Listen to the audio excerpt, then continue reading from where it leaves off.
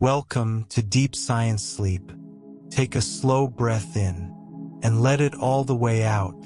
You don't need to be anywhere tonight. You don't need to figure anything out. Whatever is waiting for you tomorrow, the decisions, the worries, the plans half formed in the back of your mind, all of it can wait until morning.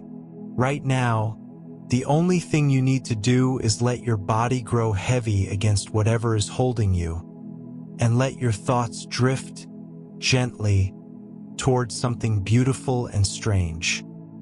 Let your shoulders drop. Let your jaw unclench. Let the space behind your eyes soften, and let the sounds of wherever you are, the white noise of the house settling, the distant quiet of the night, become the background of something else entirely, something bigger. Tonight, we're going to travel somewhere unusual. We're going to step outside of time itself, or at least outside the ordinary way we think about it, and spend the next few hours exploring one of the most fascinating, most deeply strange, most quietly comforting questions that science and philosophy have ever tried to answer. The question is this: is the future already written? Not in the way a fortune teller might promise you. Not with crystals and candles and vague prophecies. We're going to look at what physics actually says. What the greatest minds in the history of human thought, Newton, Einstein, Heisenberg, Everett, Lorenz, actually discovered when they sat down and tried to understand the deep machinery of the universe.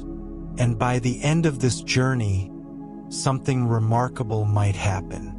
You might find that the very idea that unsettles you, the thought that everything is already decided, is actually one of the most restful things you've ever heard.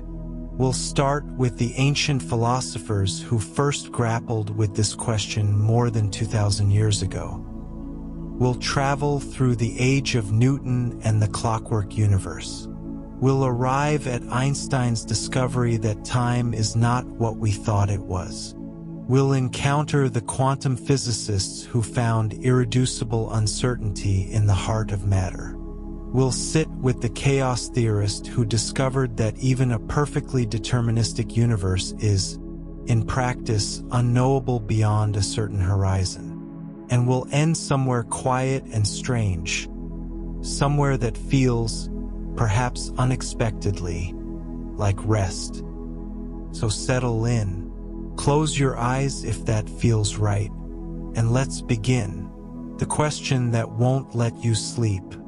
There is a particular kind of anxiety that visits people in the dark hours of the night, a specific, faintly philosophical variety of restlessness that doesn't have anything to do with a deadline or an argument or a practical problem. It is the anxiety of possibility, the anxiety of the branching path. Lying there in the dark, the mind begins to wonder, what if I had made a different choice? What if the choice I make tomorrow turns out to be the wrong one? What if this whole life, with all its thousands of small decisions, is somehow veering in a direction I can't quite see? This is the anxiety of the open future, the feeling that the future is enormous and formless and waiting, and that you are responsible for every last inch of it.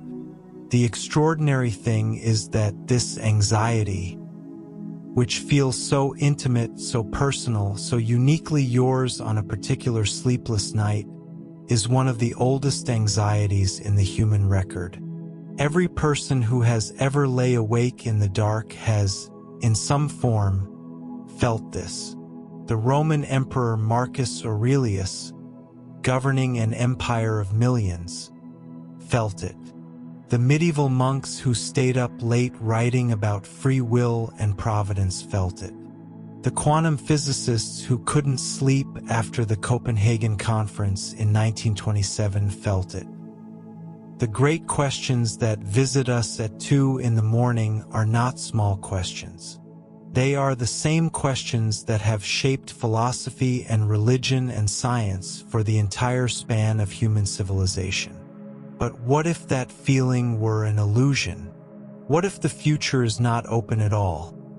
Not in the way it feels when you're lying awake at 2 in the morning, but is instead already there, fixed and quiet and certain, waiting like a completed painting behind a curtain you haven't yet reached. What if time is not a river flowing forward into unknown territory, but something much more like a vast, still landscape, every moment of it already present, every event already in its place, and the only thing moving is your awareness of it, sliding along through the already existing terrain? This is not a fringe idea. This is not the kind of speculation that belongs in late-night philosophy seminars full of people who haven't slept in 3 days. This idea that the future is, in some deep physical sense, already real, is one of the serious positions in modern physics. It follows, with discomforting logic, from one of the most well-tested and well-confirmed theories ever produced by human science. And understanding it properly, sitting with it, feeling what it actually means, can change the way the dark hours feel entirely. But before we get to the physics, let's spend a moment with the philosophy. Because this question is not new. Human beings have been asking it for a very long time, and the history of their attempts to answer it is one of the most interesting stories in the whole sweep of intellectual history. The ancient Greeks thought about this question with a particular kind of intensity. The pre-Socratic philosopher Democritus, who lived around the 5th century BCE, believed that everything in the universe was made of tiny, indivisible particles he called atoms. And crucially, he believed that the movement of these atoms was entirely determined by the laws of nature. Nothing happened without a cause. Nothing was free. In the Democritean universe, what you had for breakfast this morning was determined at the dawn of time. The fact that you are listening to these words right now, in this particular moment, on this particular night, was already fixed before the earth even existed. His successor Epicurus found this troubling. Epicurus believed in the good life, in pleasure and tranquility and the calm enjoyment of existence, and he found it difficult to square that vision of a good life with the rigid, pitiless machinery of Democritean determinism. So he introduced a small but momentous modification to the atomic theory. He proposed that atoms, as they fell through the void, occasionally swerved. Just slightly, just a tiny, spontaneous, uncaused deviation from their path. He called it the Klineamen, the swerve, and he offered this as the source of freedom in the world. If atoms could swerve without cause, if there was genuine unpredictability built into the very fabric of matter, then perhaps the future was not entirely fixed after all. Perhaps there was room for choice, for creativity, for the kind of life worth living. What is extraordinary, from the vantage point of more than 2,000 years later, is how perfectly this ancient dispute maps onto the debate that physics found itself in during the 20th century. The argument between Democritus and Epicurus, between determinism and indeterminism, between a fixed future and an open one, it is the same argument that played out between Einstein and Heisenberg, between the authors of classical mechanics and the founders of quantum theory. The ancient world asked the question first. It just didn't have the mathematical tools to answer it. Other traditions thought about this in different ways. The Stoics of ancient Greece and Rome, for example, embraced determinism with something close to enthusiasm. The Stoic philosophers, Zeno, Chrysippus, Epictetus, Marcus Aurelius, believed that the universe was ordered by a rational principle they called the logos, and that everything which happened was an expression of this rational order. Everything had a cause. Nothing happened by accident. And rather than finding this terrifying, the Stoics found it profoundly liberating. Because if everything was ordered and necessary, then your job was not to struggle against the way things were, but to understand your role within the great unfolding of events and to play that role well. The Stoic response to determinism was not despair, it was acceptance. A serene, clear-eyed recognition that what cannot be changed need not be resisted, and that the energy spent on resistance is better spent on understanding. Further east, Buddhist philosophy had developed its own version of this insight, arriving at it from a different direction. The Buddhist concept of impermanence, the teaching that all phenomena arise from causes and conditions and are constantly changing, might seem at first like the opposite of determinism. But in the Buddhist understanding, the suffering that comes from trying to hold on to things, from fighting the way things are, from anxiety about the future, is precisely the suffering that insight into causation can dissolve. When you understand that things are the way they are because of conditions that have already played out, there is a kind of relief available. Not passivity. Buddhism is very clear that your actions and intentions are among those conditions. But the relief of not struggling against reality as it already is. In the Hindu philosophical tradition, the concept of karma describes a universe in which every action produces consequences. Every consequence has a cause, and the fabric of cause and effect is woven through every life and every moment. The word karma itself simply means action. The teaching is that actions have consequences, that causes have effects, that the universe is moral in its structure. This is determinism with a particular shape. The causes that determine your present are your own past actions, and the causes that determine your future are your present actions. The future is written, but you are writing it. And in the Abrahamic traditions, Judaism, Christianity, Islam, the tension between divine foreknowledge and human free will has been one of the central theological puzzles for nearly 2,000 years.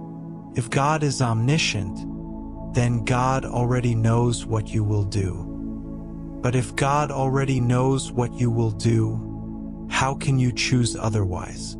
The theologians developed elaborate solutions, the distinction between foreknowledge and predetermination, the concept of middle knowledge, the mysterious compatibility of divine eternity with temporal freedom. They were, in their own idiom, asking exactly the same questions that physicists would later ask about Laplace's demon and the block universe. This is a thought we'll return to at the end of our journey tonight, because it turns out to be one of the most practically useful pieces of wisdom that the whole history of philosophy has produced. But for now, let's trace the question forward into the age of science. Because it was science, specifically the extraordinary science of Isaac Newton, that first gave determinism its most powerful and most disturbing form. Newton's clockwork universe and Laplace's demon. It is difficult to overstate what Isaac Newton accomplished. Born in 1643 in a small English village, the son of an illiterate farmer who died before he was born, Newton grew up to perform what may be the single greatest intellectual act in the history of the human species.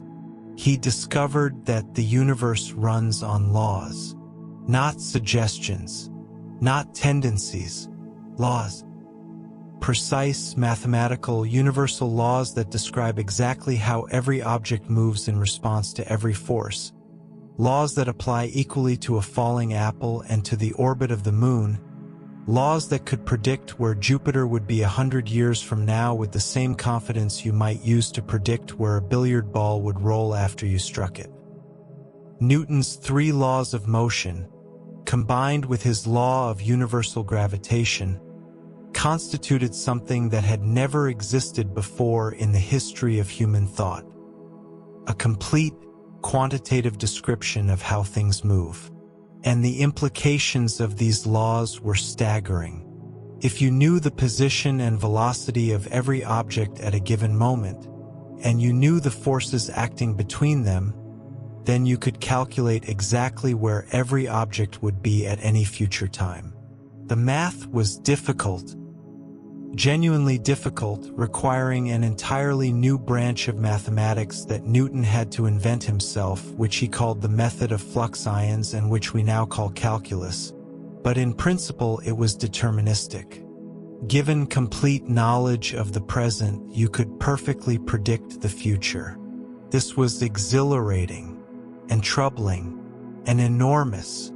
For a while, it was mostly exhilarating. Newton's laws enabled calculations of breathtaking precision.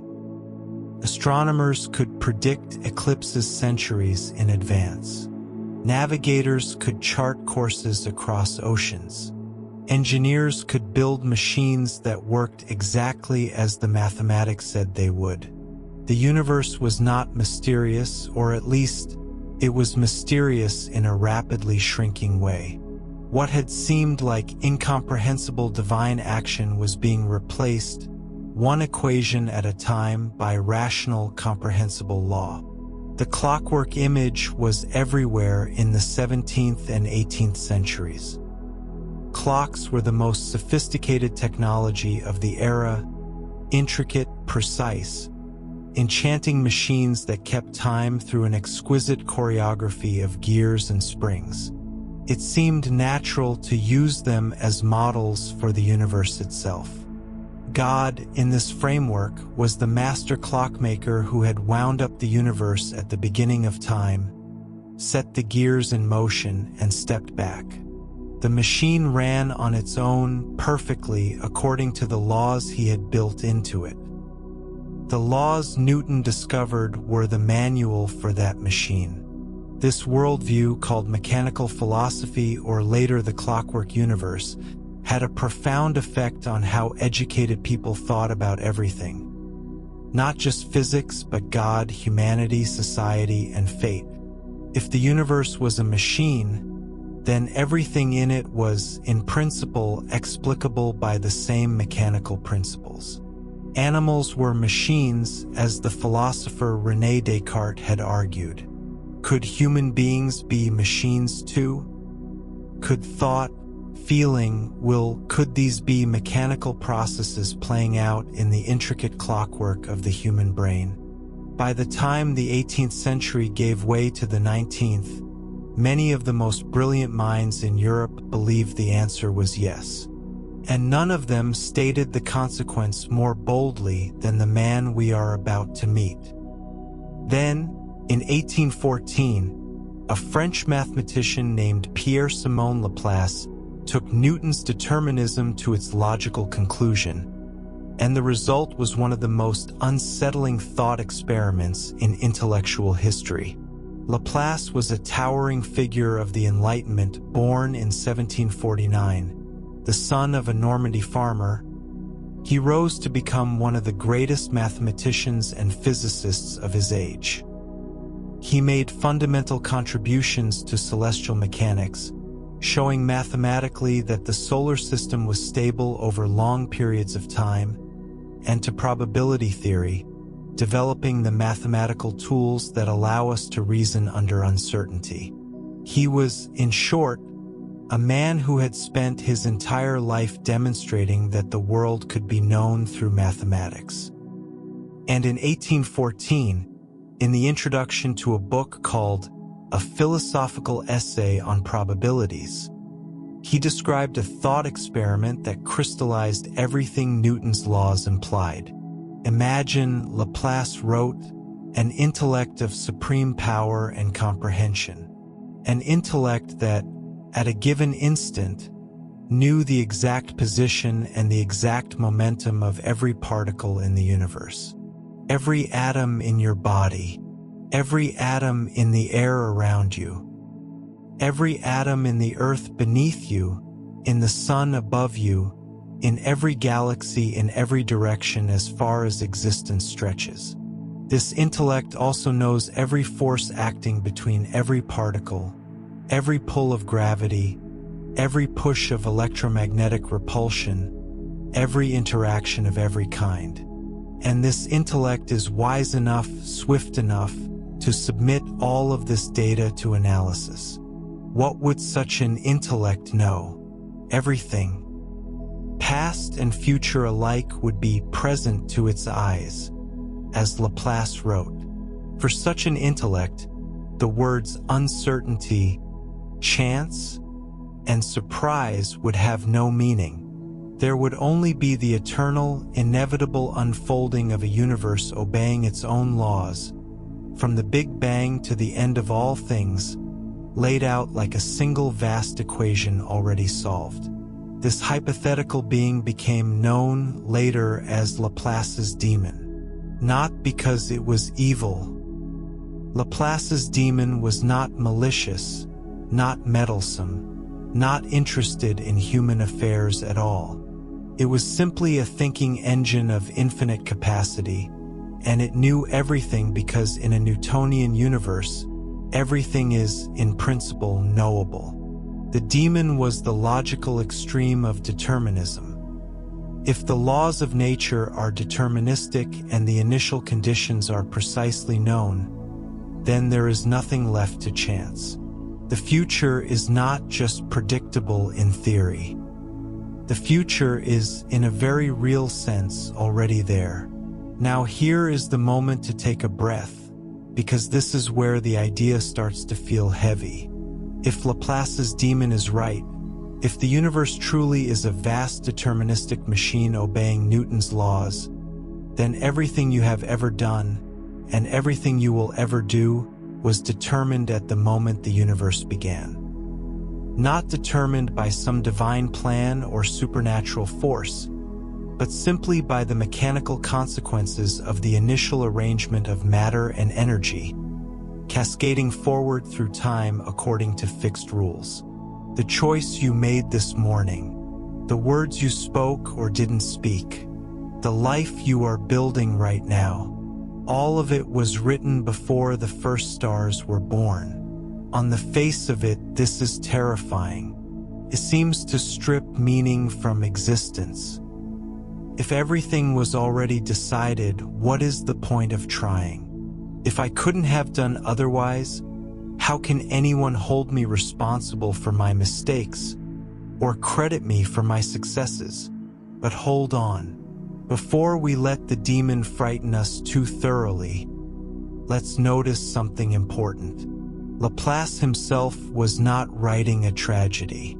He was writing a book about probability, about how to make good decisions under conditions of uncertainty. And his demon appeared not as a bogeyman, but as a theoretical ideal that human beings can never actually achieve. Laplace understood, even as he described the demon, that no real intellect could ever possess such complete knowledge of the universe. The demon was a thought experiment about what reality is like at its deepest level, not a practical predictor of tomorrow's events.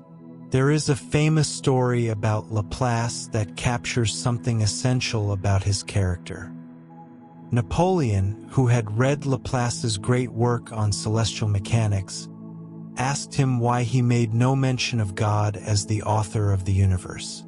Laplace reportedly replied, "I had no need of that hypothesis." He was not being hostile or provocative. He was being a scientist. The solar system worked perfectly well when explained through the laws of mechanics alone. If God had started the clock, fine. But the clockwork could be studied and understood without invoking any further divine involvement. This is the philosophical confidence that gave birth to the demon, a confidence that the universe is, at its core, a machine that can be known. History has been somewhat kind to Laplace's demon, not by confirming it, but by replacing it with something stranger and more interesting. The 20th century did not simply dismiss the demon.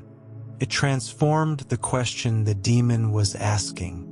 And then, a century later, two revolutions in physics arrived that shook the demon to its foundations. The first came in the form of a strange new science called quantum mechanics. The second was something even more mind-bending, a new understanding of space and time itself. And it is to that second revolution that we turn next.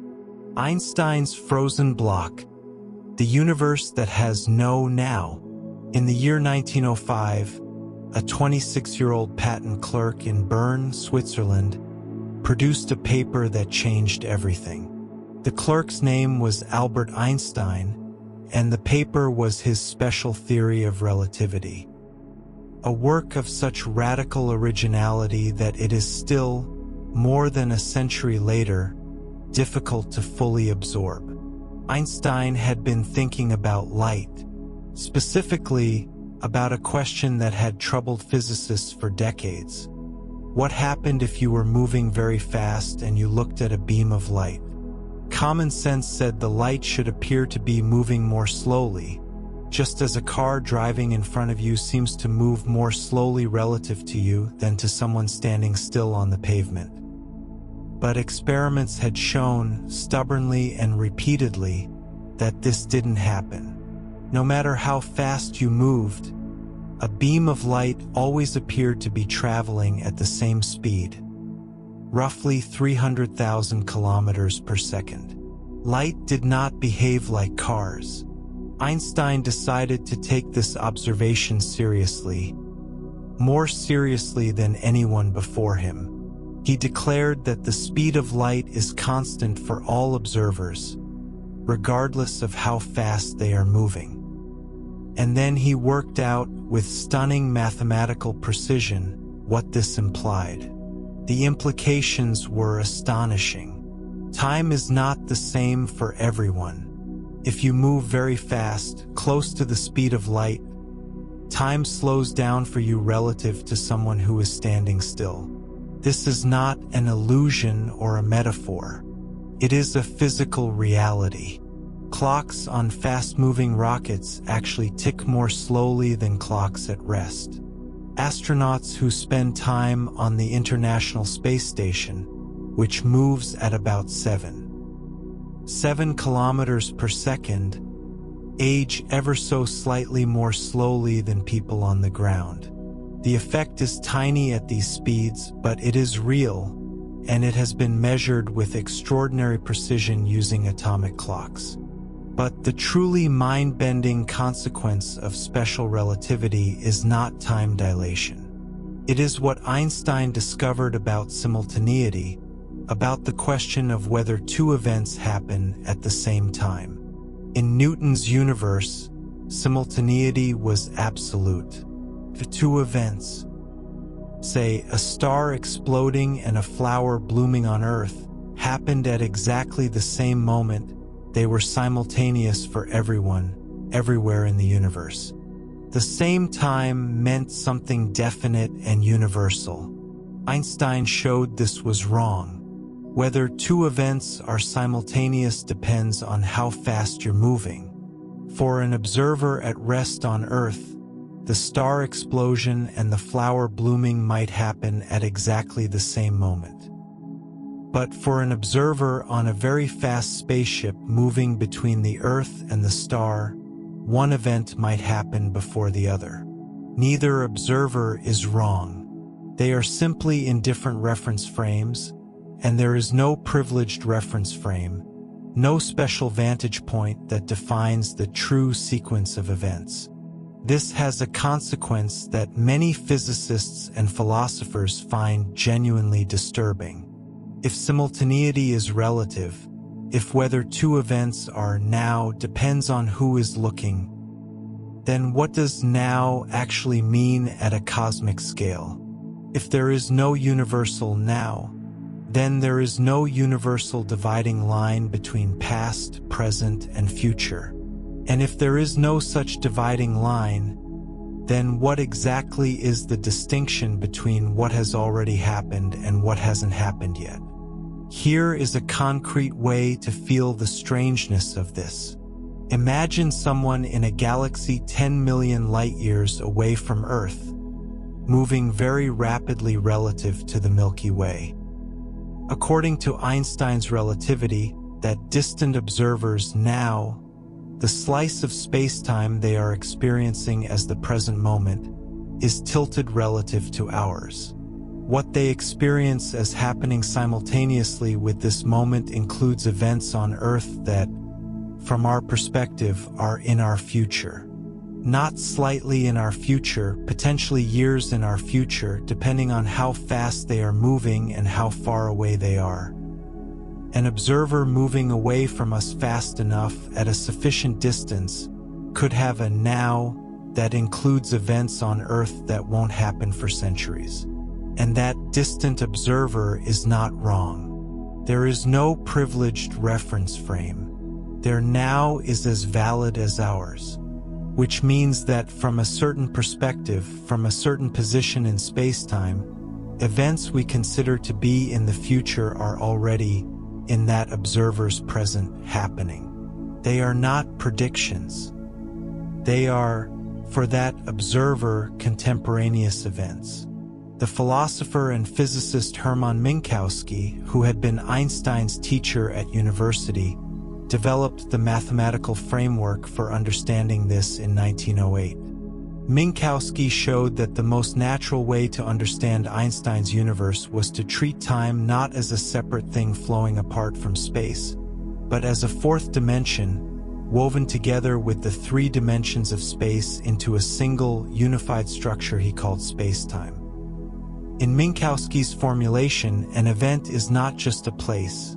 It is a point in four-dimensional spacetime, defined by three spatial coordinates and one time coordinate.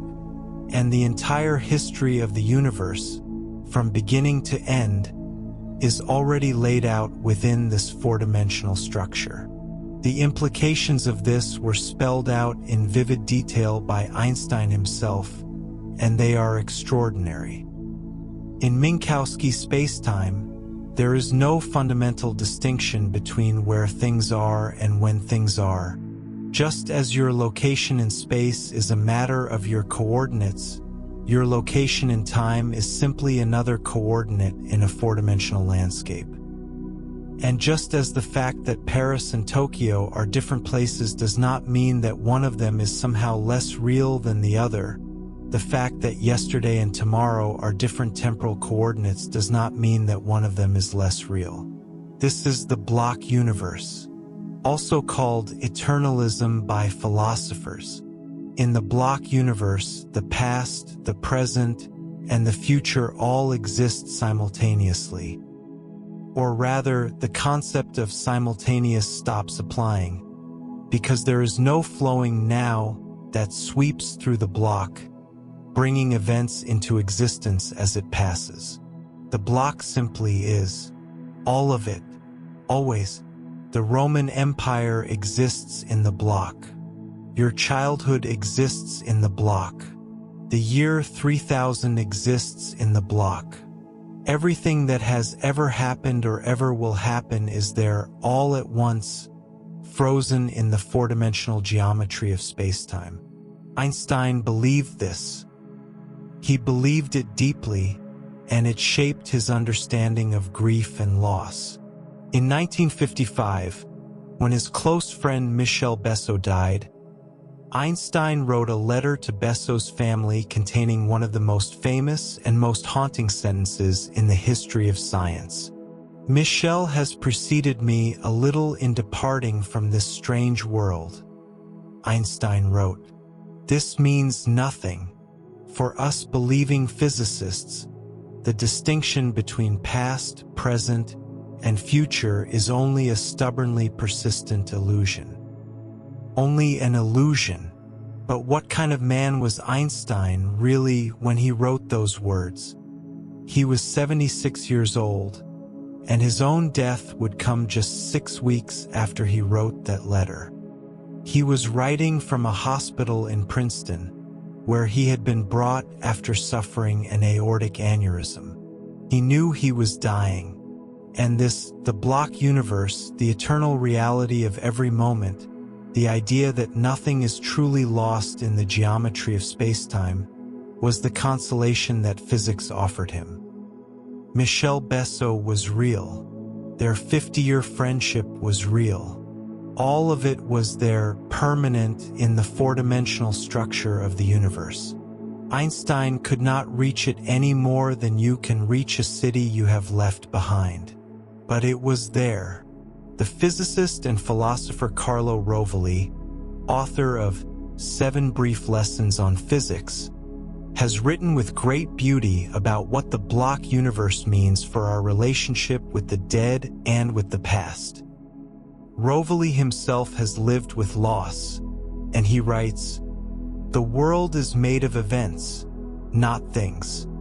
In the block universe, every event, every conversation, every embrace, every ordinary Tuesday morning in an ordinary kitchen with someone you love, is real.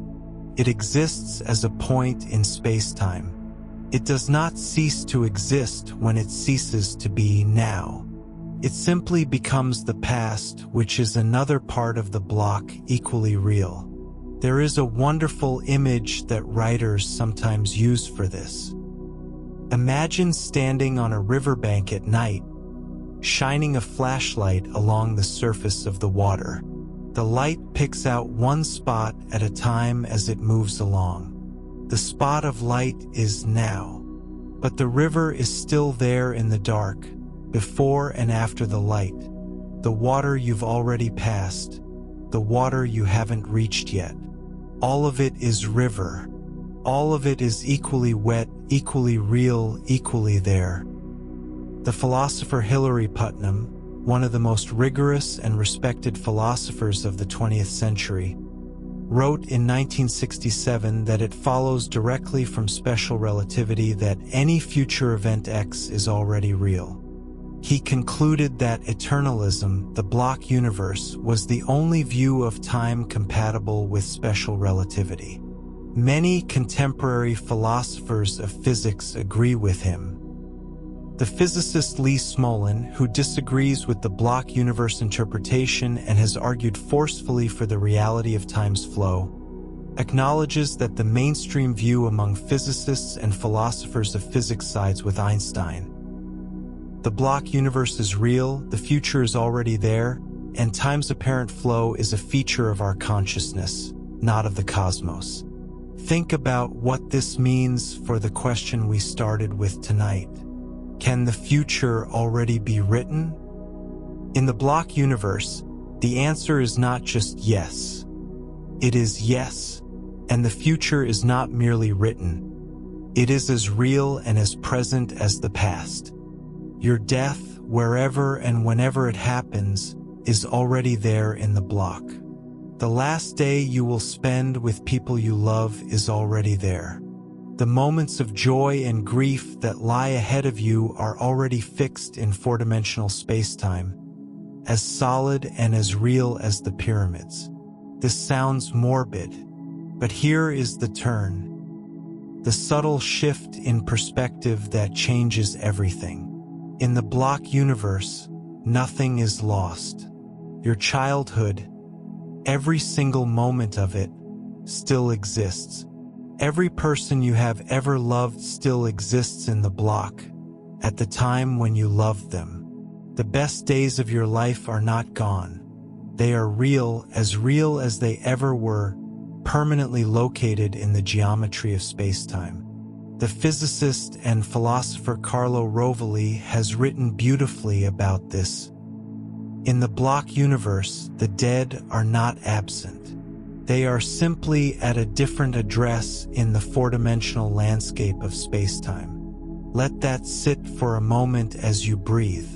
The past is real. The people you have lost are real. Every moment of your life is real, permanently and indestructibly. The block universe does not take anything away. It simply says that the dimension of time is as real and as permanent as the dimensions of space. Heisenberg crashes the party.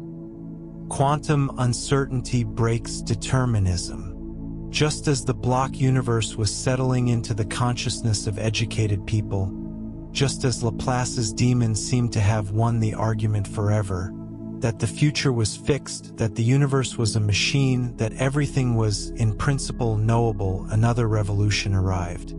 And it came from a direction no one expected. It came from the smallest possible things. By the early 20th century, physicists were beginning to look very closely at atoms, and what they found was deeply strange. Atoms, it turned out, did not obey Newton's laws.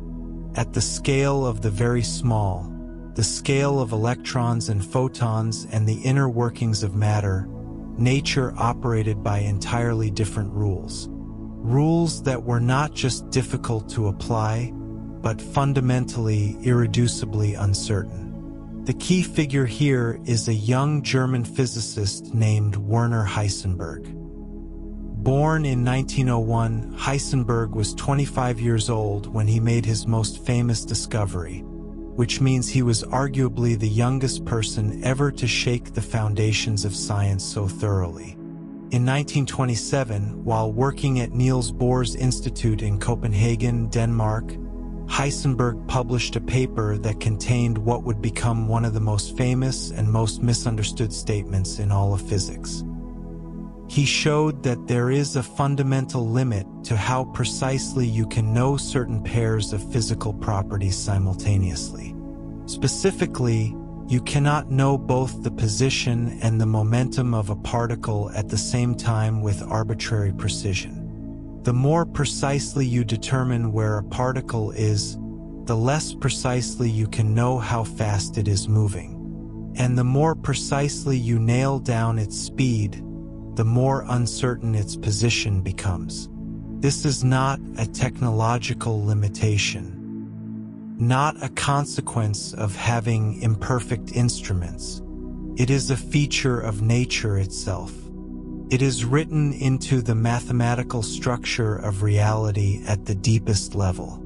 A common misconception is that the uncertainty principle arises because of the disturbance caused by measurement, the idea that when you shine light on an electron to see where it is, the light photons kick the electron and change its momentum. This is partially right as an analogy, but it misses the deeper truth. Heisenberg's original intuition did involve this kind of observer disturbance, but the more complete mathematical treatment shows that the uncertainty is actually intrinsic to the wave-like nature of quantum particles. An electron is not a tiny billiard ball with a precise location and a precise momentum that we simply can't measure both of at once. An electron is a wave packet, a spread-out quantum object that literally does not have a precise position and a precise momentum at the same time. The uncertainty is ontological, not epistemological. It is about what the electron is, not about what we can know about it. Think about a musical note. A pure, perfect tone, a single frequency, would be an infinitely long wave spread out through all of time. It would have a perfectly precise frequency, but it would have no definite location in time at all. Conversely, a very short, sharp sound, a click, has a very precise location in time but is spread across many frequencies at once. You cannot have both a perfectly precise frequency and a perfectly precise time of occurrence simultaneously. This is not a limitation of your hearing. It is a mathematical property of waves. And quantum particles, being waves, obey the same mathematics. Position and momentum in quantum mechanics are related the same way frequency and time are in acoustics. The uncertainty principle is, at its deepest level, a property of waves. The precise mathematical relationship is expressed in Heisenberg's uncertainty principle. The product of the uncertainty in position multiplied by the uncertainty in momentum must always be at least as large as a certain tiny quantity called the reduced Planck constant divided by 2. This constant is almost unimaginably small, roughly 1.05 times 10 to the power of negative 34 joule-seconds, which is why you never notice the uncertainty principle in everyday life. For large objects like baseballs or planets, the uncertainty is so tiny as to be completely negligible. But for electrons and atoms, it is fundamental. You genuinely cannot know where an electron is and how fast it is moving at the same time. This might seem like a minor technical point, but its implications are staggering. Remember Laplace's demon. The demon knew the exact position and exact momentum of every particle in the universe, and from this knowledge it could calculate the entire future. But Heisenberg showed that no such knowledge is possible, not because we lack the technology to gather it, but because it does not exist. The universe does not have precise positions and momenta for its particles at the same time. At the quantum level, position and momentum are genuinely fuzzy, genuinely indeterminate until they are measured. This is the moment when Laplace's demon died its first death. Without perfect knowledge of the present state of the universe, perfect prediction of the future is impossible. And according to Heisenberg, perfect knowledge of the present is not just beyond our practical reach. It is logically impossible because the universe does not have a perfectly defined present state at the quantum level. But it goes even further than that. Quantum mechanics doesn't just say we can't know the future. It says, at least according to its most standard interpretation, known as the Copenhagen interpretation, that at the quantum level, the future is genuinely undetermined. An electron approaching a barrier might pass through it or might be reflected. Quantum mechanics can tell you the probabilities of each outcome with extraordinary precision. But it cannot tell you which outcome will actually occur, because that outcome does not exist until the measurement is made. The universe, at its smallest scales, is not a machine calculating a predetermined answer.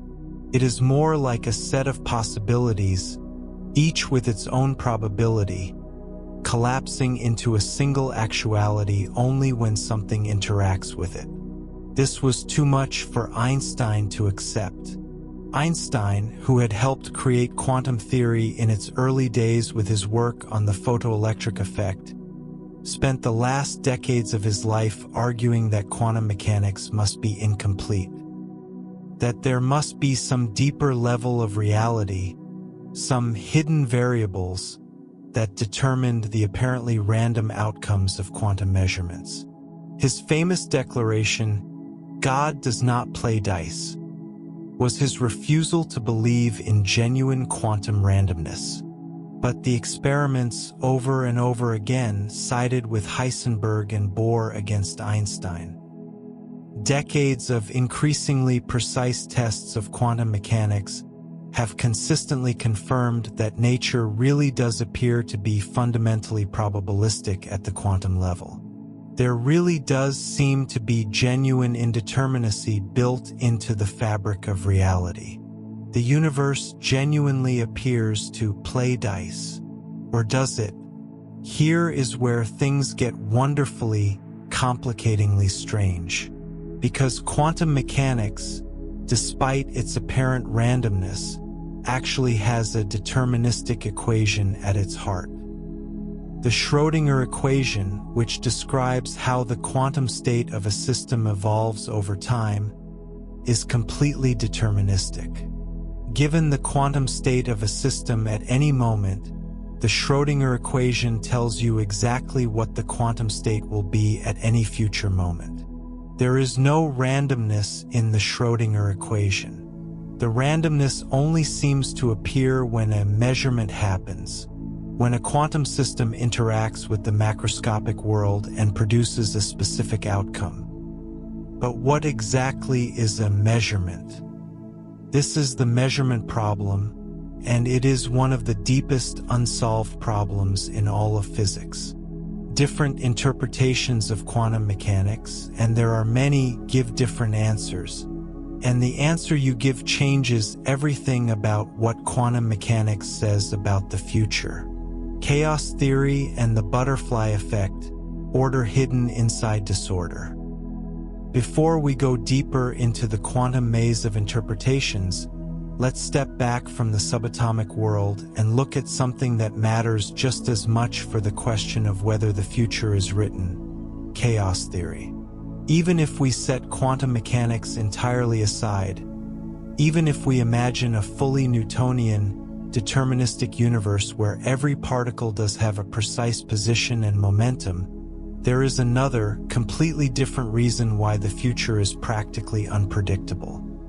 And this reason comes from a weather simulation running on a computer in Boston in the early 1960s.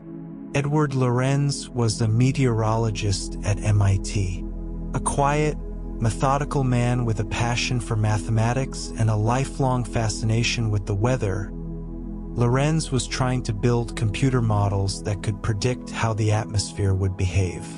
In 1961, he was running a simulation that had worked before, and he wanted to check a result.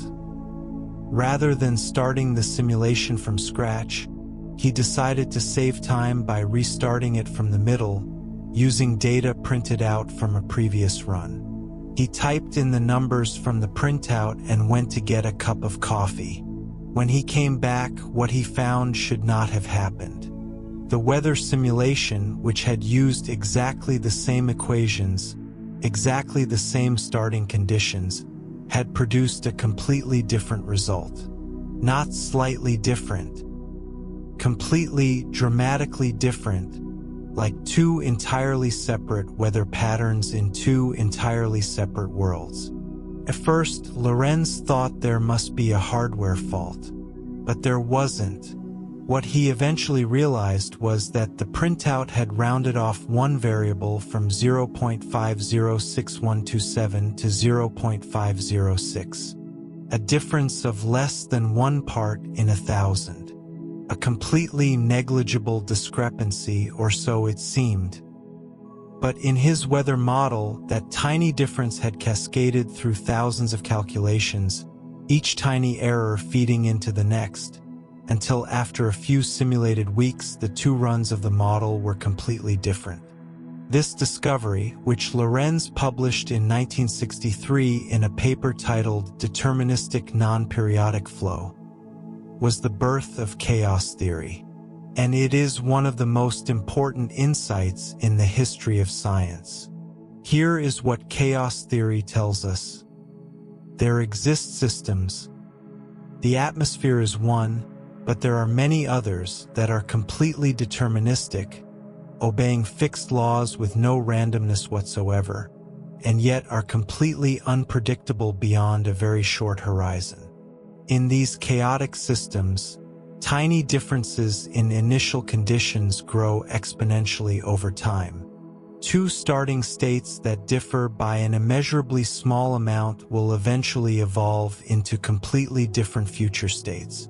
The system is not random, because still perfectly follows effect at every step.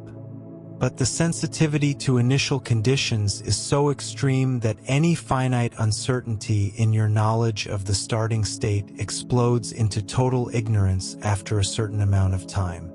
This became known as the butterfly effect, after a lecture title Lorenz used at the American Association for the Advancement of Science in 1972. Does the flap of a butterfly's wings in Brazil set off a tornado in Texas?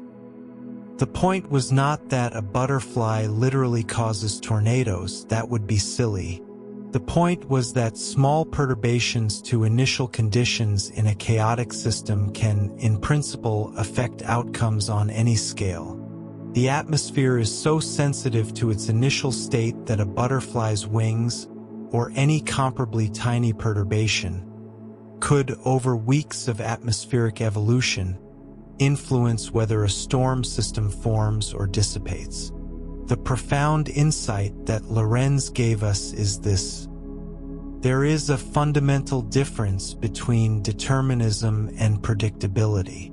The weather is deterministic. Every gust of wind and every raindrop obeys Newton's laws perfectly. But the weather is not predictable beyond roughly 2 weeks.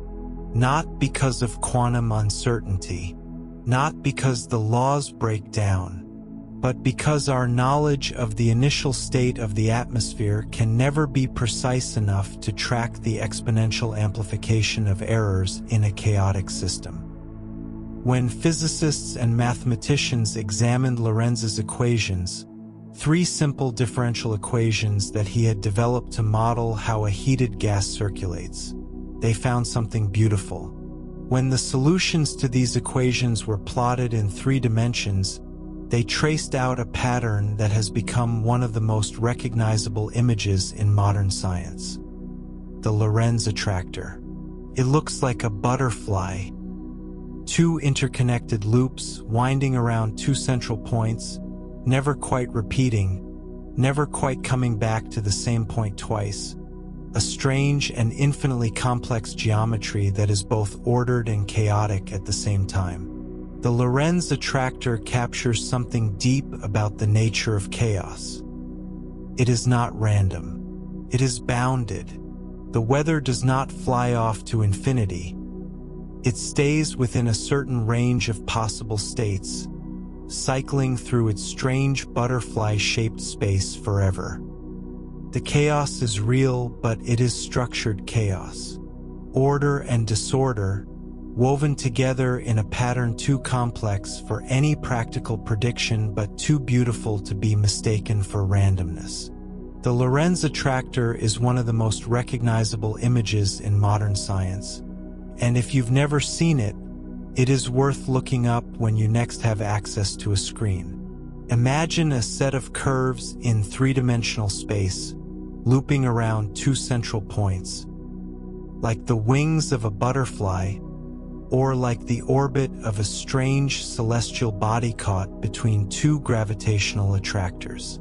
The curves wind around one wing for a while, then cross over to the other wing, then back again, in a pattern that is orderly enough to be clearly structured but irregular enough that it never quite repeats. This is deterministic chaos in its most beautiful form.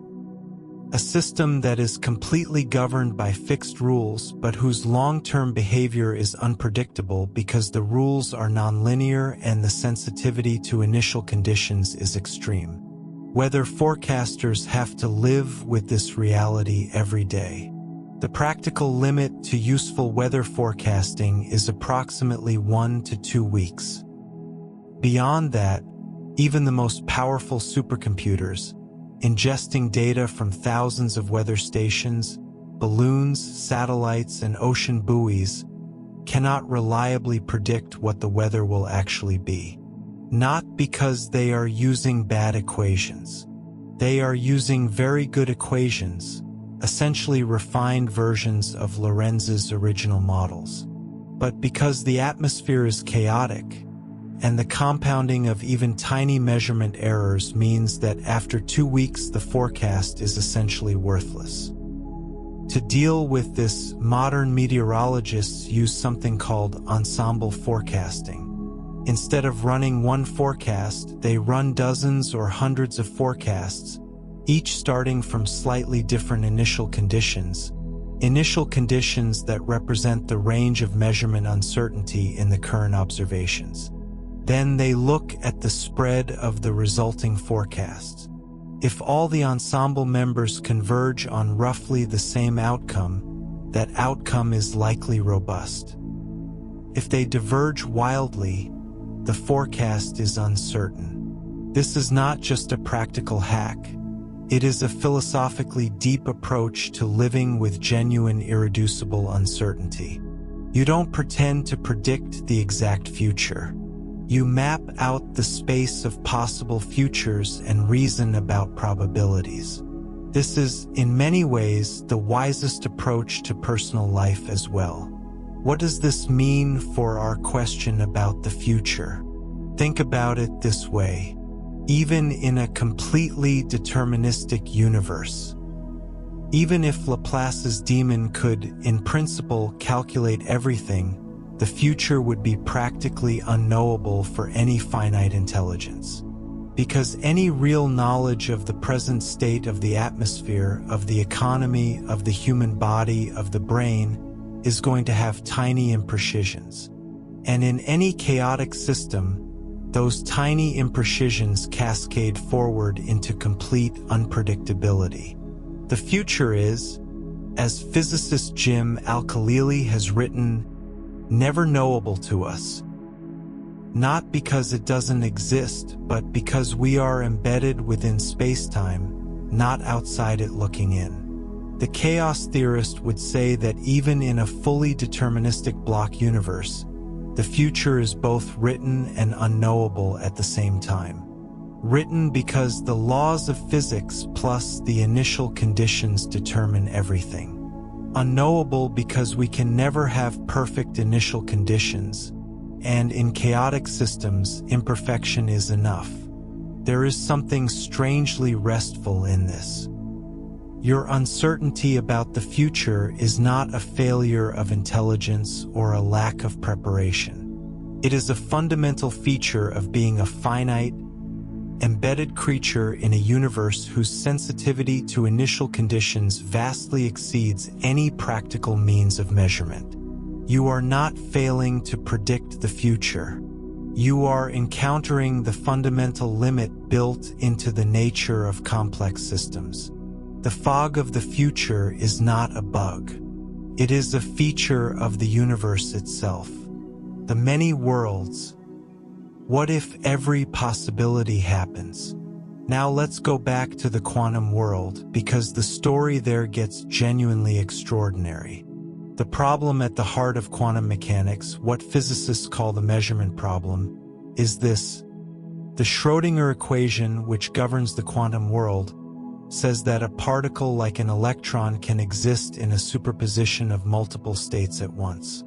An electron can be simultaneously in multiple positions, moving in multiple directions with multiple spins. This is not a statement about our ignorance. It is a statement about what the electron actually is. Quantum mechanics says the electron is in all those states at once until something interacts with it and collapses it into a single definite state. This is deeply strange on its face. Stranger still when you scale it up. Erwin Schrödinger famously illustrated the problem with a thought experiment involving a cat in a box. Inside the box is a cat, a radioactive atom, and a device that will release poison gas if the atom decays. According to quantum mechanics, before you open the box, the atom is in a superposition of decayed and not decayed states. Which means, according to the straightforward logic of quantum mechanics, that the device is in a superposition of triggered and not triggered states. Which means the cat is in a superposition of alive and dead states. Until you open the box. Schrödinger intended this as a reductio ad absurdum, a demonstration that quantum mechanics, taken literally, leads to nonsense. But he underestimated how seriously some physicists would take the quantum cat as a real description of nature. The most radical response to the measurement problem came from a young physicist at Princeton named Hugh Everett III, who in 1957 published his doctoral thesis containing what would become known as the many worlds interpretation of quantum mechanics. Everett's proposal was audacious in its simplicity. He said, "There is no wave function collapse. The Schrödinger equation always holds. It never stops applying. And the consequence of always applying a completely deterministic equation to the entire universe including all the measuring devices and all the observers, is that whenever a quantum measurement occurs, the universe does not collapse into a single outcome. Instead, it branches. All the possible outcomes happen, all of them, simultaneously, in separate branches of reality that then evolve independently, never interacting, never communicating.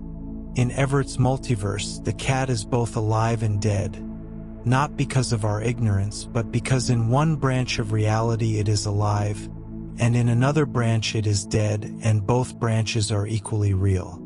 Every quantum measurement that has ever occurred has split the universe into multiple branches. Every radioactive decay, every photon interaction, every quantum event of any kind, each one is a branching point. The universe is, in this picture, an enormously complex, constantly ramifying tree of realities, each one as real as every other. For the question of whether the future is written, many worlds has a strange answer. Yes, the future is written, but all the futures are written. There is no single predetermined outcome to any quantum event. Every outcome happens. The determinism of the Schrödinger equation is preserved, but it applies to the whole branching wave function of the multiverse, not to any individual branch within it. In one branch, you made the choice you made. In other branches, you made different choices. All of those branches are equally real, equally physical, equally existing within the block of four-dimensional spacetime, or rather, the many-branching four-dimensional spacetime of the Everettian multiverse. Physicists are genuinely divided on many worlds. Some of the most respected theoretical physicists in the world, including Sean Carroll at Caltech, David Deutsch at Oxford, and Max Tegmark at MIT, consider it the most coherent and parsimonious interpretation of quantum mechanics. Others find it extravagant, uncomfortable with the idea of postulating an infinite proliferation of unobservable universes just to avoid wave function collapse. David Deutsch, the Oxford physicist who is one of the most passionate advocates for the many worlds interpretation, has argued something striking: many worlds is not really an interpretation at all. It is just quantum mechanics taken literally, without any additional postulates. The wave function is real. The Schrödinger equation always holds. The consequences of always applying a completely correct equation to a complete system are that all branches exist. If you find that conclusion too extravagant, Deutsch says you need to add something to the theory, some extra rule that makes one branch real and all the others disappear. But that extra rule has no experimental support. The many worlds conclusion is what you get when you take the simplest possible reading of the most successful theory in the history of physics. And here is something worth sitting with for a moment. In the many worlds universe, every possibility that can happen does happen. Every path you didn't take still exists somewhere in the branching structure of the multiverse. The conversation you were afraid to have, in another branch you had it. The thing you almost did, in another branch you did it. None of those paths are accessible to you from here, but none of them are simply erased.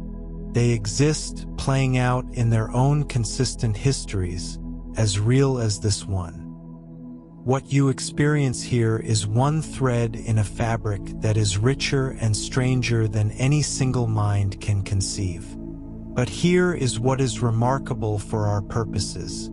Even in many worlds, even with all its cosmic strangeness, you are not responsible for the branches you cannot see. In the branch you inhabit, this one, the one where you are listening to these words tonight, your experience is real, your choices are real, the life you are living is real. The existence of other branches, however that turns out, does not diminish the reality of this branch. It does not make your choices meaningless. It does not make your life less vivid, less significant, less yours. Meanwhile, the more conservative interpretation, the Copenhagen interpretation, simply says that quantum measurements genuinely produce random outcomes, and the universe is not deterministic at the quantum level.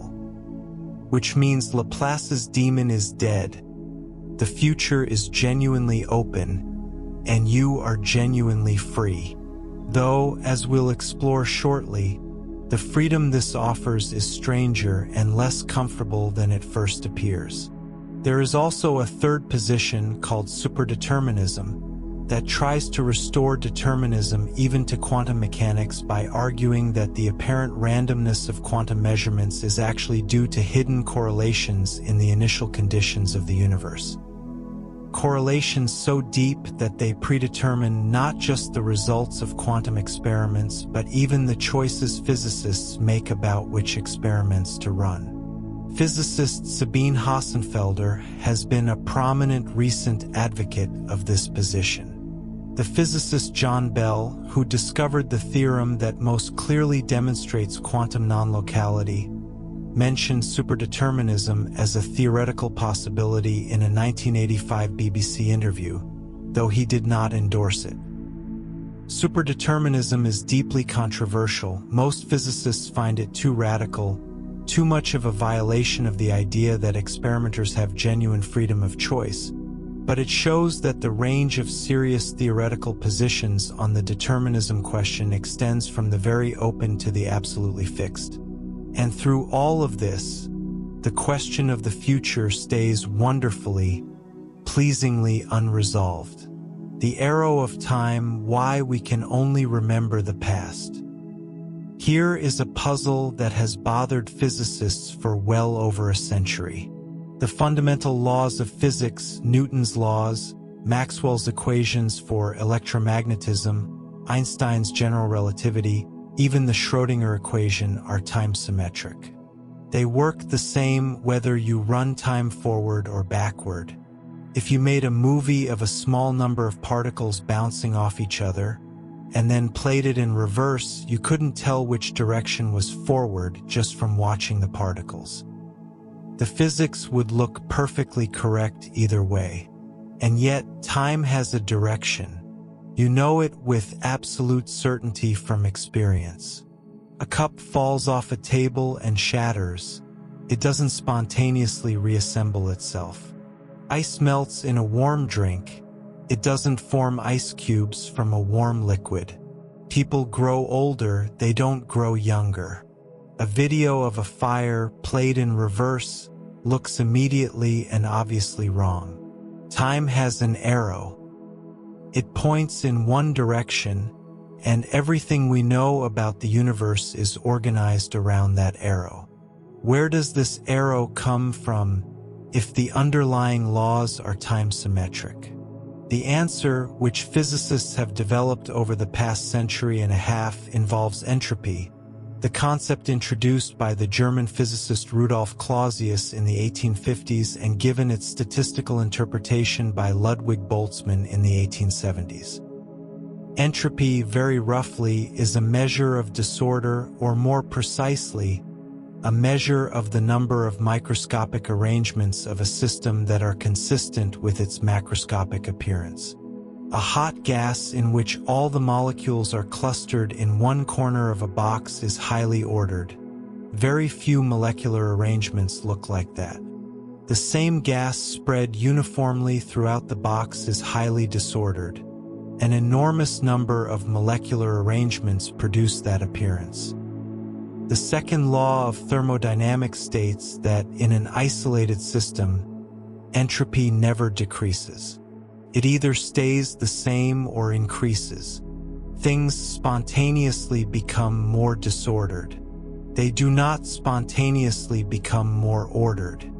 And this is why the arrow of time points the way it does, toward increasing entropy, toward increasing disorder, toward the dissipation of energy differences and the eventual heat death of the universe.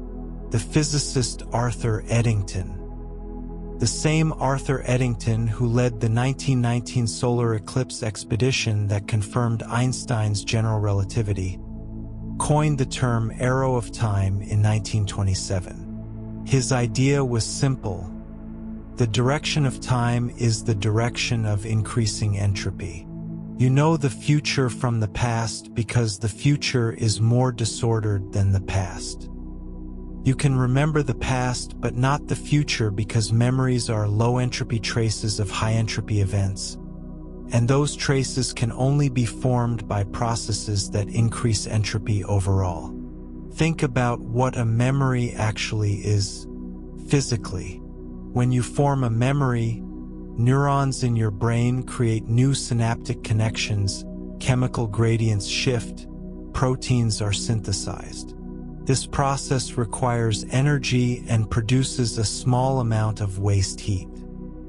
Your memory of an event is literally a more disordered arrangement of molecules in your brain than the arrangement that existed before you formed the memory.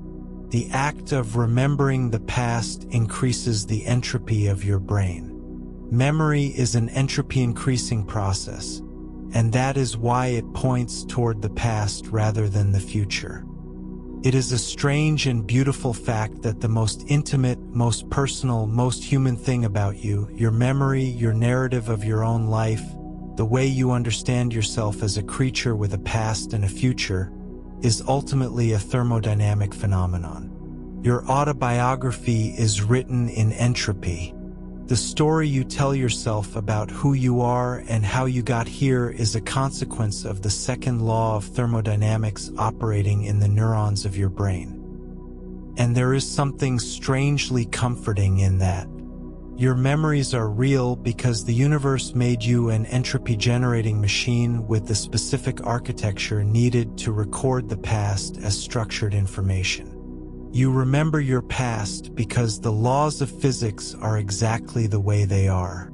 You are a creature of the arrow of time, pointed relentlessly forward, carrying the compressed record of everything that has brought you to this moment. But here is the puzzle that goes even deeper. Why did the universe start with low entropy? The second law says entropy increases over time. But for entropy to increase, it must have started low. And the question of why the entropy of the universe was extraordinarily low at the Big Bang, why the universe began in such an implausibly organized state, is one of the great open problems in cosmology. The physicist Sean Carroll has argued that this past hypothesis, as he calls it, the assumption that the universe began in a low-entropy state, is essentially unexplained by current physics, and that explaining it may require new physics we don't yet have. What we do know is this: the arrow of time, the thing that makes your experience of time feel like a forward-flowing river rather than a frozen landscape, is thermodynamic in origin. It comes from the fact that the universe started in an extraordinarily organized state and has been moving toward greater disorder ever since. Without that initial organization, without that low starting entropy, the arrow of time would not exist. And without the arrow of time, the experience of living, of memory, of anticipation, of narrative, of the felt sense of the present flowing into the future would be impossible. Think about what this means for a moment because it is genuinely extraordinary. Every aspect of your experience of time, the felt quality of the present moment, the difference between remembering the past and anticipating the future, the sense of narrative that makes your life a story rather than a random collection of events. All of this emerges from the thermodynamic history of the universe. Your brain is an entropy processing machine. Every thought you think increases the entropy of your brain slightly. Every memory you form requires energy and produces a tiny amount of waste heat. The act of understanding these words is, at a microscopic level, an irreversible thermodynamic process, It is the universe moving from a slightly more ordered state to a slightly less ordered state. And it is precisely because these processes are irreversible that you experience them as having a direction, as having a before and an after. The physicist Sean Carroll, in his book From Eternity to Here, has argued that the low entropy of the early universe is essentially the most important single fact about the physical world for understanding the nature of time. Everything else, causality, memory, the ability to make decisions, the feeling of being alive and moving through time, flows from that one initial condition. The universe started in a state of extraordinary order and has been unwinding ever since. We are creatures who exist in the middle of that unwinding, shaped by it, constituted by it, experiencing it as the passage of time. There is something deeply moving in this. The fact that you can remember your past, that you can anticipate your future, that you experience time as flowing, all of this emerges from the thermodynamic arrow of a universe that began, for reasons we still don't fully understand, in a state of extraordinary order. Your sense of being a creature in time, moving through time, experiencing time, it is a consequence of the second law of thermodynamics applied to a universe that started with very low entropy. The arrow of your life points in the same direction as the arrow of the cosmos, and it points only one way, forward. The philosophical labyrinth, free will, compatibilism, and Stoic acceptance. Let's step back from the physics for a moment and sit with what we found, because there is a question that has been hovering over everything we've discussed tonight, and it's time to address it directly. If the block universe is real, if the future is already there in spacetime, as real as the past, what happens to free will? What happens to the idea that your choices matter, that what you do tomorrow is genuinely up to you, that the future depends on decisions you haven't made yet? This is the question that has troubled philosophers since the first moment they thought carefully about determinism. And the philosophical tradition has produced a genuinely sophisticated range of responses. The most confrontational response is hard determinism or hard incompatibilism. This position simply says, if determinism is true, free will is an illusion, and that's that. Your choices are the inevitable outputs of a causal chain that stretches back to the Big Bang. You didn't really choose anything. You couldn't have done otherwise. The feeling of choosing is a kind of internal weather report produced by your brain, not a genuine exercise of agency over the future. Many people find this view genuinely distressing, and the research bears this out. Studies have found that believing in hard determinism, the kind that sees human choices as completely determined by prior causes, is associated with lower life satisfaction and higher rates of anxiety and depression. The psychologist David Yadin and philosopher Derek Anderson found in research published in the journal Philosophical Psychology that professional philosophers who endorse hard determinism tend to score lower on measures of well-being than those who believe in some form of free will. There is something in us that needs to feel that our choices matter. When we feel that they don't, something curls up. But hard determinism is not the only option. The most popular philosophical position on free will, the one that most professional philosophers actually hold, is called compatibilism. And compatibilism says something that sounds paradoxical but actually makes a lot of sense. Free will and determinism are compatible. You can have both. The future can be determined by prior causes, and you can still be genuinely free. How? The compatibilist move is to point out that what we actually mean by free will in everyday life is not the ability to somehow escape the causal structure of the universe and make choices that have no prior causes. Nobody actually believes in or needs that kind of freedom. What we mean by free will is something more like your choices are produced by you, by your values, your reasoning, your desires, your character. They are not produced by external coercion. You were not forced at gunpoint. You were not deceived into thinking you were making a choice when you weren't. The choice was genuinely yours. On this view, the fact that your choice is also the inevitable consequence of your brain's physical processes, of neurons firing, of neurotransmitters crossing synapses, of electrochemical signals cascading through neural networks, does not diminish the freedom of the choice.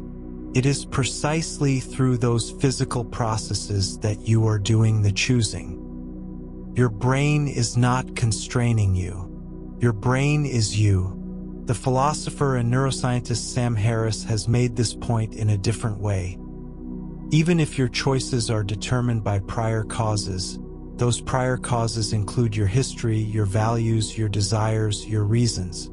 A choice that emerges from your deepest self is not less free because it has a causal history.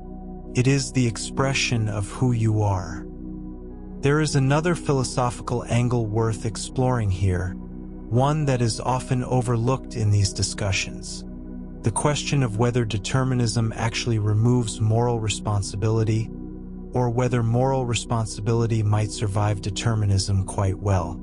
The philosopher P.F. Strawson, in a famous essay from 1962 called Freedom and Resentment, argued that our practices of holding each other responsible, thanking, blaming, praising, resenting, forgiving, are grounded in what he called reactive attitudes, the natural emotional responses we have to one another as persons. These reactive attitudes do not depend on metaphysical theories about causation. They depend on whether someone acted from goodwill or ill will, from care or indifference, from respect or contempt. And those things remain real and matter whether or not determinism is true.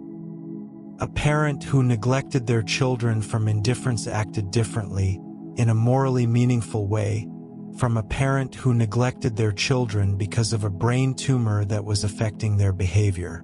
The difference does not depend on whether both people's actions were determined by prior causes. It depends on whether the cause was the person's own character and choices, or whether something external and alien to their self was controlling their behavior.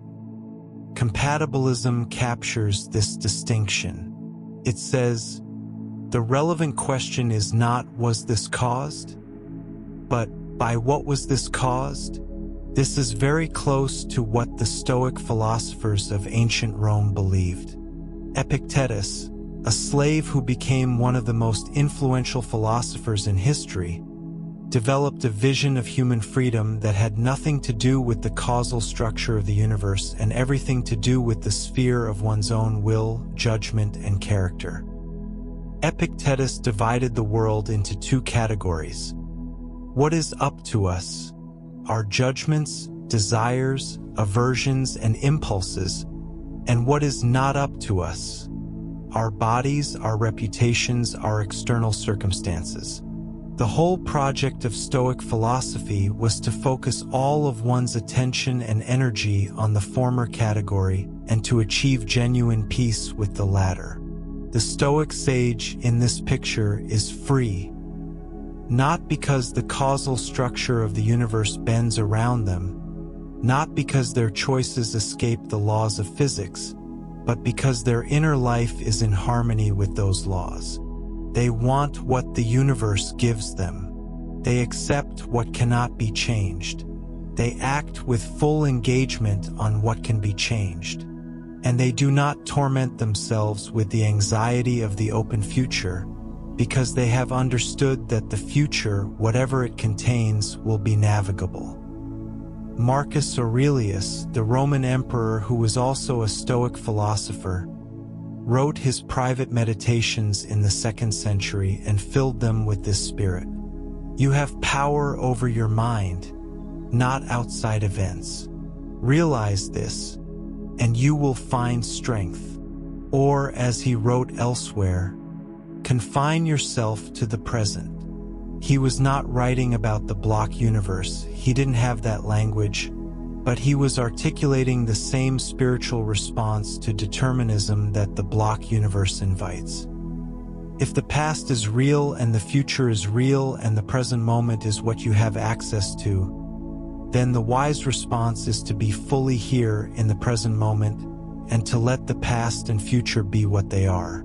The philosopher and physicist Jim Al-Khalili has argued that chaos theory saves free will even in a deterministic universe, and this is perhaps the most elegant position of all. Even if the universe is completely deterministic at a fundamental level, the future is not knowable to any embedded intelligence, including you. You genuinely cannot predict the consequences of your choices with precision, because the systems you are embedded in are chaotic. This means that your experience of choosing, of deliberating, of weighing options, of acting is genuine. It is not redundant. The choices you make do determine which chaotic trajectory the world takes, even if which trajectory was determined at the Big Bang. Your choices are real causes of real effects, even in a deterministic universe. And if quantum mechanics is genuinely indeterministic, if the Copenhagen interpretation is right and there really is fundamental randomness in nature, then the future is genuinely open in a physical sense. The laws of physics do not determine a single future. They determine a probability distribution over many possible futures, and the actual future is selected by a process that is not predetermined. Whether human choices can somehow steer this quantum randomness, whether free will is related to quantum indeterminacy, is deeply unclear, and most neuroscientists and physicists are skeptical that it is. But the fact remains that in an indeterministic universe, the future is not written until it happens. So here is where the philosophy leaves us, in its most honest and most useful form. We do not know with certainty whether the future is fixed or open. The physics points in two directions at once. The block universe of relativity says fixed. The quantum indeterminacy of the Copenhagen interpretation says open. The many worlds interpretation says all futures are equally fixed and equally open, depending on how you look. And chaos theory says that even if the future is fixed at the level of physics, it is unknowable and unpredictable at the level of human experience. What we do know is this: your choices matter. They matter because you cannot know the future. They matter because the trajectory of your life is chaotically sensitive to the choices you make. They matter because the experience of deliberating and choosing is real and is a genuine causal factor in how things unfold. And they matter because you are the kind of creature who is built to care about them. There is one more thing worth saying here, and it concerns the emotional weight of these ideas. Research in psychology has found that people who believe strongly in hard determinism, the kind that sees human choices as completely fixed and causally inert, tend to score lower on measures of well-being. There is something in us that needs to feel that our deliberations are genuine, that our choices make a difference, that the future is at least partly in our hands. The compatibilist position that free will and determinism can coexist, that your choices are genuinely yours even if they have prior causes, tends to be associated with better mental and emotional outcomes. This is not a proof that compatibilism is true, but it is a reminder that these philosophical positions have real consequences for how we live. The ideas we carry about time and freedom and responsibility are not just intellectual furniture. They shape the felt quality of our days. And the best ideas, the ones worth carrying through the dark hours of the night, are the ones that both fit the evidence and allow us to live well. The ancient Stoics understood this. The quantum physicists, in their way, understood it too.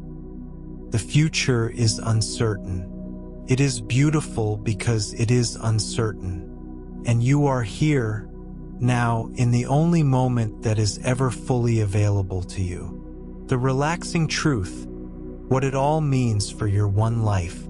You are still here, in the dark, carrying everything we've traveled through tonight. The Newtonian clockwork, the demon that knew everything, Einstein's frozen block of spacetime, Heisenberg's irreducible uncertainty, Lorenz's butterfly, Everett's branching worlds, the thermodynamic arrow that gives your life its direction, the philosophers arguing in the centuries.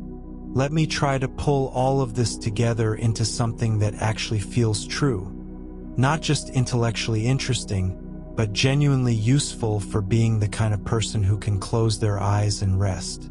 Here is the first thing, and it is perhaps the strangest gift that modern physics has given us. Everything that has happened to you is real, permanently, indestructibly real. If the block universe is correct, and there are serious reasons to think it is, then every good day of your life is not gone. It is there in the geometry of spacetime, as permanent and as real as a mountain. The moments of love and connection and beauty that you have experienced are not memories of something that no longer exists. They are coordinates in the four-dimensional structure of reality. The people you have lost are still at their place in spacetime. Nothing real can be erased from the block. This is a different way of thinking about loss. Not a denial of grief. Grief is real. Grief is appropriate. Grief is the natural consequence of a creature embedded in time who experiences the loss of access to something they love. But underneath the grief, there is this. The thing you have lost has not been annihilated. It has simply moved beyond your reach, the way a city moves beyond your reach as you travel away from it. The city still exists. So does what you have lost. Here is the second thing.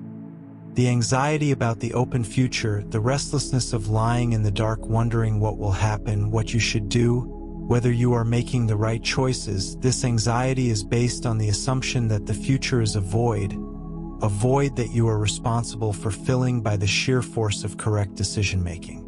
But the physics suggests something different. The future, whatever it is, has the same fundamental reality as the past. It is not a void waiting to be filled. It is a territory waiting to be experienced. Think about how you relate to a beautiful place you've never been, but plan to visit. The city of Venice, perhaps, or a particular mountain you've seen in photographs. You have not been there yet. You don't know exactly what you'll feel when you arrive. But you don't feel anxious about whether Venice is real or whether the mountain will turn out to exist. You trust that it is there, waiting, as real as any place you've already visited. The block universe asks you to relate to your future in something like the same spirit. It is there. It is real. Whatever it contains, it is already as permanent and as true as everything that has already happened to you. And this is crucial, you cannot know it in advance. Not because you are not smart enough, not because you haven't prepared enough, but because the universe's sensitivity to initial conditions makes long-range prediction genuinely impossible even for the most powerful intelligence. The fog of the future is structural. It is built into the mathematics of chaotic systems.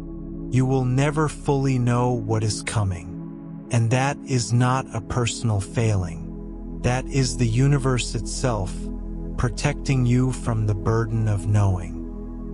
Here is the third thing, and it is the Stoic insight that has survived every philosophical revolution since it was first articulated. The future, whatever it contains, will be met by you, by the person you are, by the character you have built through the choices you have made in all the present moments that are now in the past. If the future is fixed, it includes your responses to it. If the future is open, those responses will help shape it. Either way, who you are matters. And who you are is being formed right now, in this moment, in the way you receive these ideas and what you do with them. The Stoics talked about amor fati, love of fate, an attitude not of resignation but of active embrace. Not I accept what happens because I have no choice, but I welcome what happens because it is part of the unfolding of a universe I am genuinely part of.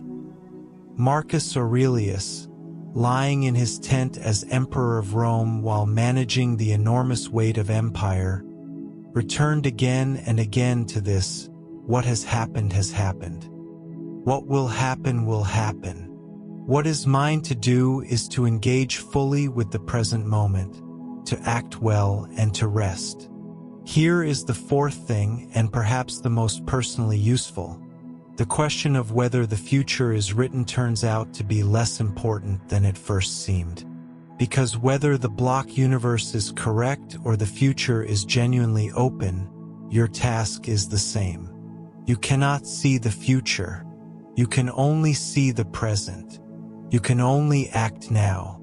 And every tradition of wisdom, physics, philosophy, neuroscience, Stoicism, Buddhism, converges on this. The quality of the present moment is the quality of your life. Not because the past and future don't exist, but because the present is where you actually are.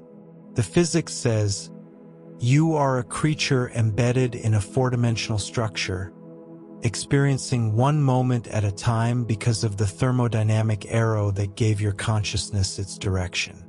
The arrow points forward. You cannot go back. You cannot leap ahead. You are here now in this moment, and that is not a limitation. That is the shape of what it means to be alive.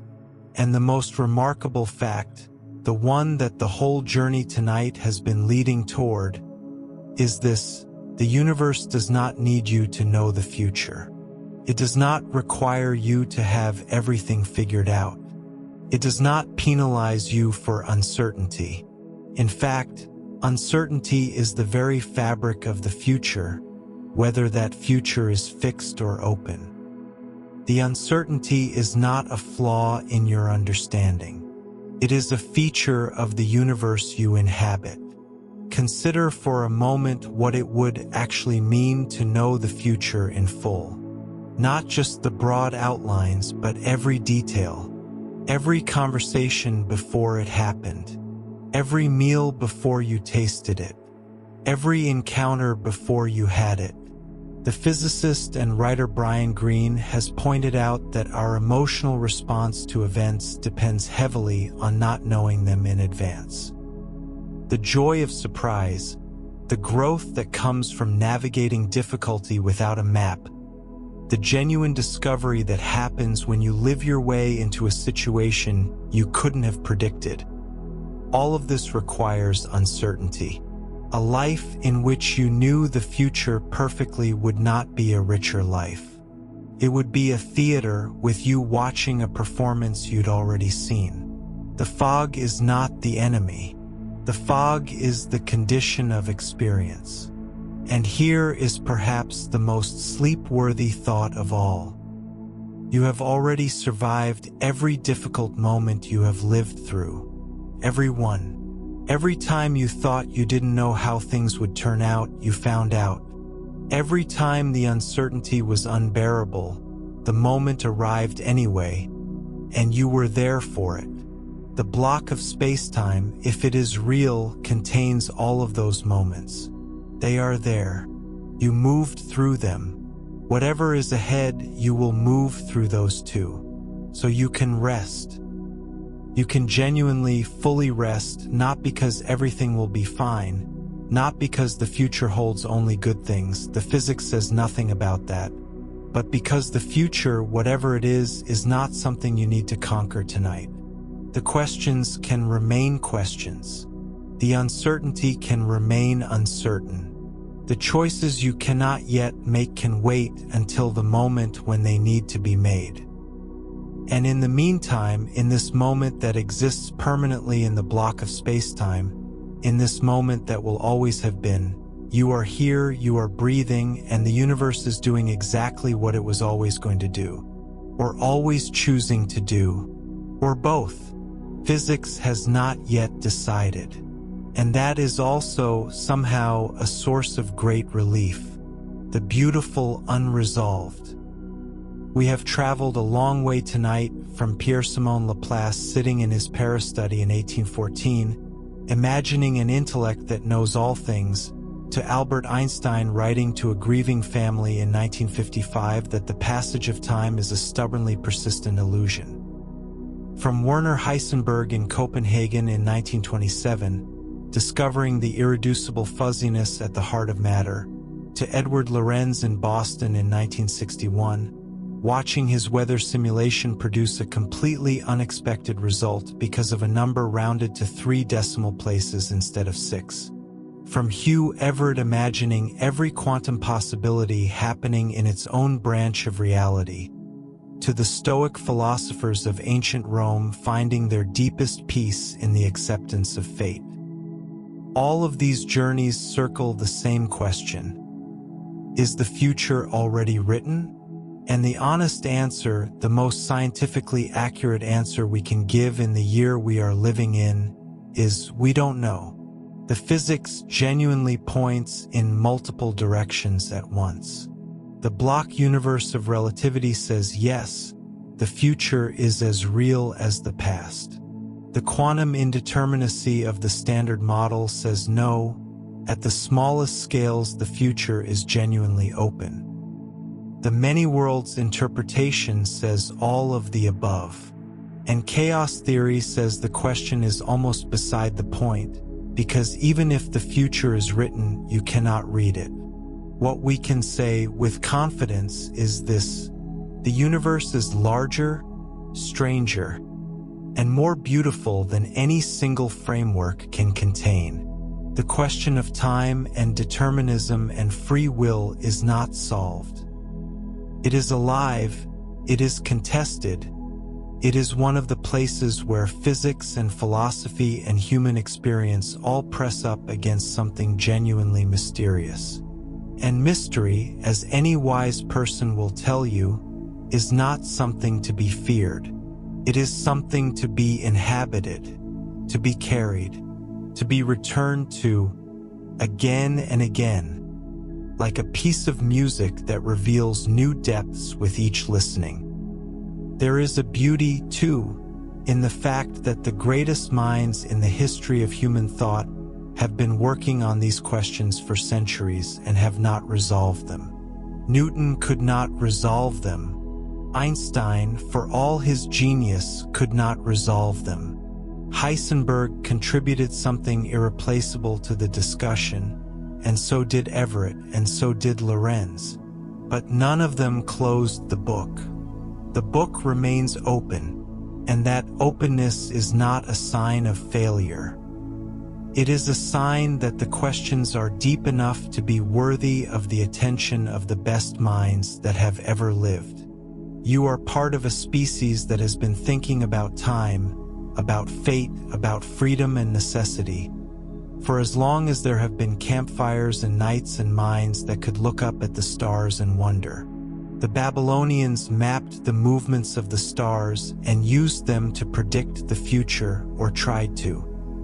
The ancient Greeks argued in the afternoon sun about whether the gods knew what would happen, and whether that knowledge made human choice meaningless. The medieval theologians spent lifetimes on the paradox of divine foreknowledge and human freedom. The Enlightenment mathematicians built their clockwork universes and found them both beautiful and disturbing. And the quantum physicists of the 20th century, inheriting all of this history, found that at the deepest level of matter, the universe refuses to be pinned down. What you carry with you from all of this is not a definitive answer. It is a way of holding the question, a way of living with uncertainty that is not resigned or passive, but actively curious. A physicist who does not know whether the universe is deterministic is not failing to do their job. They are at the frontier, at the place where what is known ends and what might be known begins. And you, lying here in the dark with these questions circling gently in your mind, are in the same position. You do not know what tomorrow holds. And that not knowing is not a failure of preparation or intelligence. It is the condition of being alive in a universe that has not yet disclosed itself fully. The fact that the future is uncertain does not mean it is unreal. The fact that it is unknown does not mean it is empty. Whatever the physics turns out to say, whether the block universe is confirmed or refuted, whether quantum indeterminacy is fundamental or illusory, whether many worlds is right or wrong, you will still be here tomorrow in the next moment of your life with the choices that moment presents and the character you bring to them. And the physicist and philosopher Brian Greene has noted something beautiful that many people miss about the block universe, even if they accept it. In the block universe, your future self already exists. Not waiting for you, already there, already real, permanent in the four-dimensional structure of spacetime. Your future self has already lived through whatever you are anxious about tonight, already navigated whatever uncertainty is keeping you awake. The ending is already written, in whatever sense any ending is written. And that future self is, in whatever sense the physics allows, simply you, a few coordinates further along in spacetime, closer to the heat death of the universe by exactly as much as your life spans. That is not a small thing. That is the entirety of your life. And here is the thought that seems most worth dwelling on, as the night deepens and sleep begins its quiet approach. Every civilization that has ever existed, every mind that has ever thought carefully about time and fate and human life, has arrived somewhere near the same conclusion. The appropriate response to existence, to the mystery of being here at all, to the uncertainty of the future and the permanence of the past and the sharp, bright intensity of the present, is something like wonder and something like acceptance and something like engagement. Not passive acceptance, but active, open, curious presence. The Stoics called it wisdom. The Buddhists called it mindfulness. The physicists, in their way, call it understanding the limits of prediction. But they are all pointing at the same quality: the ability to be fully here, in this moment, without demanding that the future disclose itself in advance. That is the gift of all of this science. Not certainty. Science does not offer certainty about these questions, but perspective.